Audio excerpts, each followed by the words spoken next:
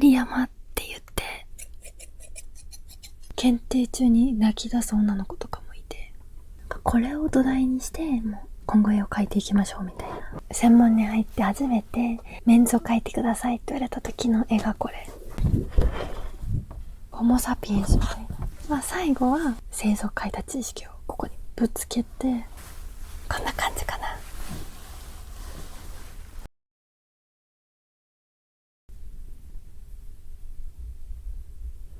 皆さん、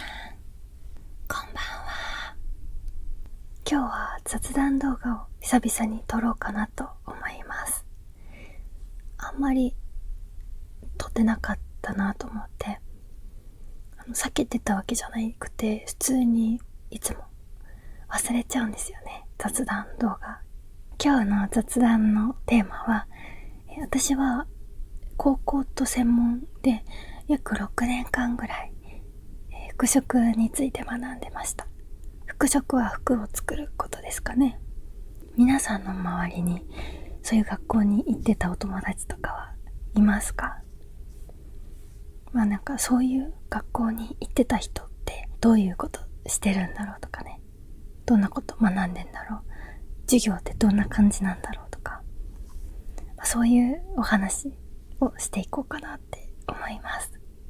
まずね、高校生で服飾に入るんですけど、なんで入ったのかっていうとね、中学校の時に進路を決めないといけないっつって面談の時に、その地域で結構頭のいいで家から近い、何校に行きたいですって先生に言ったら気まずくなったんですよ。なんかみたいな、偏差値ここいくつか知ってるみたいなここが多分60いくつとかかな。で倍率も高い。いや、そうダメだよね。それでじゃあもう何々高校のあそこはもう服を作る科があるからそこに行こうって決めて、それでもうめっちゃ中3からめっちゃ毎日勉強して、朝5時に起きて、もう帰っても勉強して、また5時起きてって感じで、なんとかそこに入れたんですよね。入ってみてもやっぱなかなか面白くて、お裁縫の道具を揃えましょうっていうことになって、高校の時に揃えたのがこれ。もう入学してそう買い揃えたのがこれ、裁縫箱。一式配るからその代わりこの入れ物を買ってきてくださいって感じで、おのおの好きなバッグに入れてって感じで、ほらこれすごい懐かしい。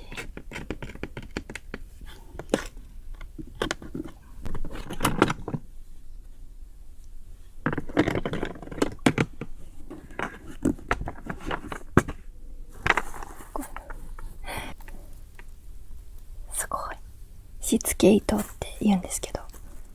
服を縫うときにちょっと留めときたいみたいなやつとか、しつけで留めておくっていう糸なんですけど、これも結構欠かせない存在。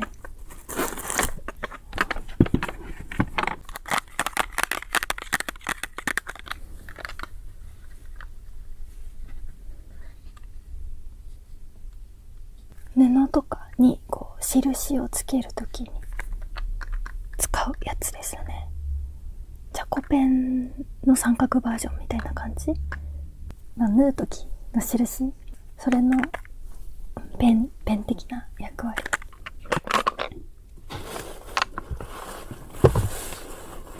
これだけ。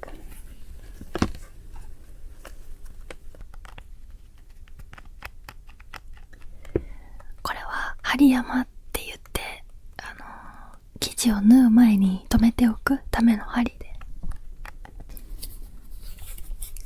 みんなこれをつけてずっとこうやって作業してるんだよね。かわいい。もう授業中はずっとここにつけて作業してる。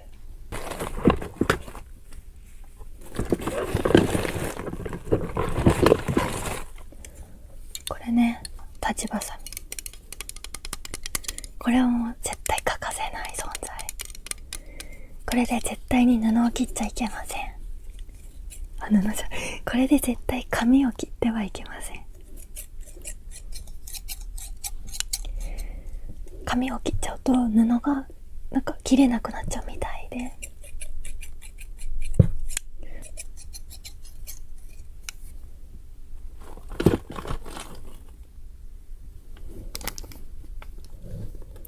チャコなこれはなんか手を汚さずに平均した線が引けるんだって。中に粉が入ってて、多分こうまっすぐ線が引けるのかな。一回も使ってない。これは多分今までの常識を破った全く新しい折れないチャコな。古い、なんかめっちゃいいなこの感じ。飲みの市とかに売ってそう。実際に飲みの市これ500円ぐらいで売られてましたね。こんなのもありなんだって思いました。お裁縫セットはまあこんな感じで、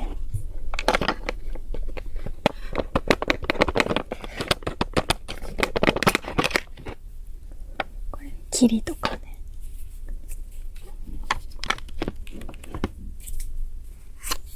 これは服を縫った後にこう裏返しにするんだけど、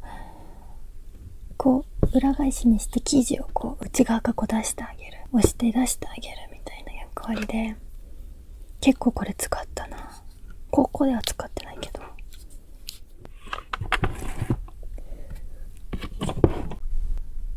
で高校生は、ミシンの使い方の練習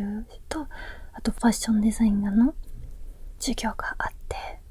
これを買ってここにデザイン画を描いていくんだけど、高校入ってまず初めて描かされた絵は女の子の裸の絵ですね。それをまず描かされるんですよ。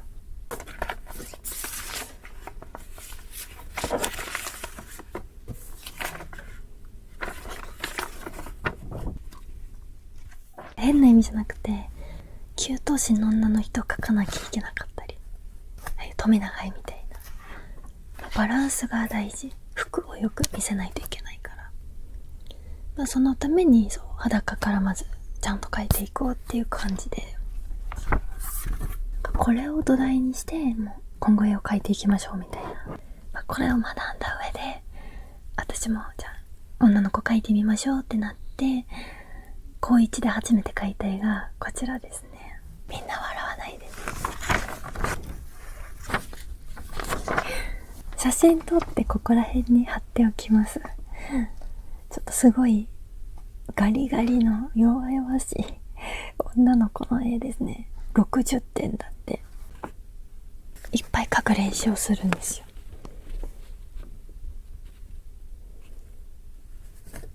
やっぱまだガリガリでバランスがあんま良くないんですけど、この絵をね、なんか帰省してきた兄とかにも見せたんですよね、当時。最近どんな感じって言って、そしたらこの胸が気に食わなかったのか、なんか超どうでもいいんですけど、兄好みの胸のなんか置き土産みたいな描いてきて、多分こっちの形が良くてこっちは嫌だよみたいな、よくわかんないんですけど、若干とんがってる方がいいってことかな。ちょっともうね、よくわかんないんですが、頑張って描いたデザイン画に兄の大きい土産を食らったっていう思い出の紙。高3はもう誰の手も借りずに時間内にジャケットを作り上げて OK もらえたら1級がもらえるっていう。切れんのかな。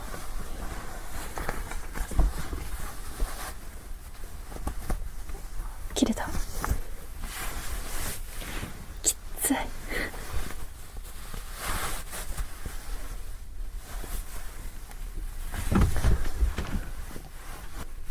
パンパンなんですけど、昔の人とかがこう着てそうなねやつ、こんな感じの服をね、めちゃくちゃ作ってました。何個も作って練習するんですよ。ミシントラブルっていう、その検定中にミシンのトラブルが起きちゃっても自分で解決しなきゃいけないんだっけな、ちょっと忘れちゃったんですけど、検定中に泣き出す女の子とかもいて、今思うと面白い。すっごい緊張感のある検定だったな、あれは。ちょっと関係ない話なんだけど、高3の三者面談で進路についてどうしますかっていう三者面談あるじゃないですか。うちのクラスの子がみんな行く文化服装学院とかね、行くんですよ。エスカレーターじゃないけど流れ、私もだからそこに行けるんだって思ってて、親とね、事前に打ち合わせもせずいきなり三者面談に行って、3人でゆず姫さん何したいですかって、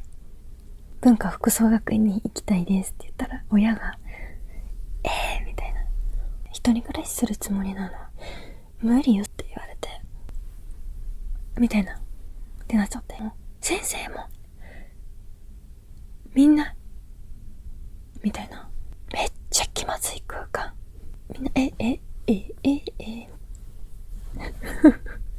だけど当時めっちゃやばかった。もういろいろあって進学を諦めたんですよね。諦めて、生きるためのアルバイトをずっとしてたので、そこでやっぱもう一回服をね、あの時適当だったからちゃんと学びたいと思って、だからもう自分でお金貯めて、奨学金もね、借りても結局返すものなんだって、高校の時に知ったので、絶対借りたくないと思って貯金して、それで自分で服飾専門学校の夜間かな、夜の方に申し込んで、そこでまた通い出したんですよ。本当は4年生なんだけど、高校の時やってたからもう2年生からでいいよって言って、234って9時6時でバイトして、6時半から学校に行って、そんな感じの生活して、専門にそっから入ったからね、高校では学べなかったことめちゃくちゃわーっていっぱい学べました。高校生って自分で製図とか型紙とかって引かないんですよ。もう誰かが作った、もう作られてるものを使って服を作るんだけど、専門はもうパターンっていう、そういう製図から服作り全部行うので、それ知らなくて、パターンの知識ゼロで、もう2年生入っちゃって、パターンを引いてくださいって言われて、私何にもできなくて、どうしようみたいな。あれは本当にやばかったですね。右も左もわからない。こういうね、原型がある。これがここになるんだけど、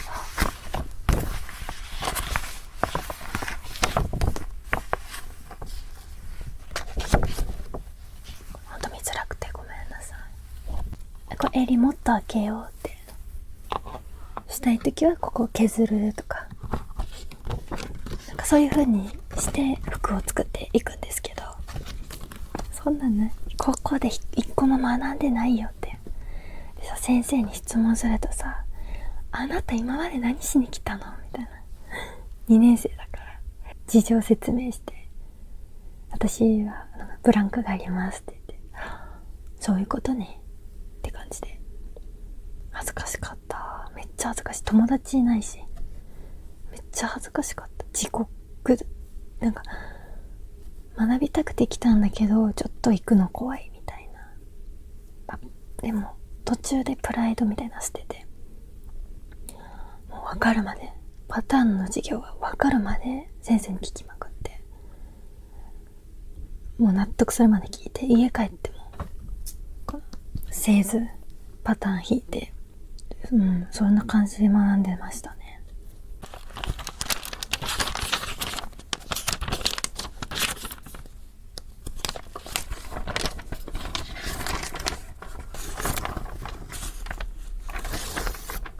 今のは冬用のコートの型紙で、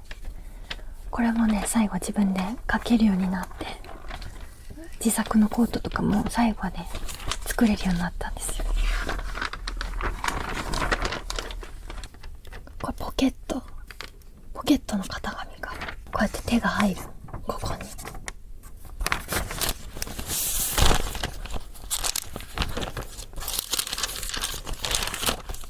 ここはもう縫うことばっかりして、専門はひたすらこの型紙を練習。最後は今までの頑張って製造書いた知識をここにぶつけて、こういうコートを作って卒業かな。これめっちゃ丈長いですね。1.5 メートルぐらいあるんじゃないかな。これさっき型紙で見せたポケット。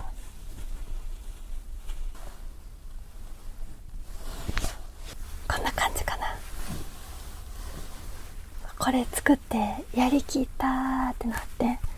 そっから作ってない。もったい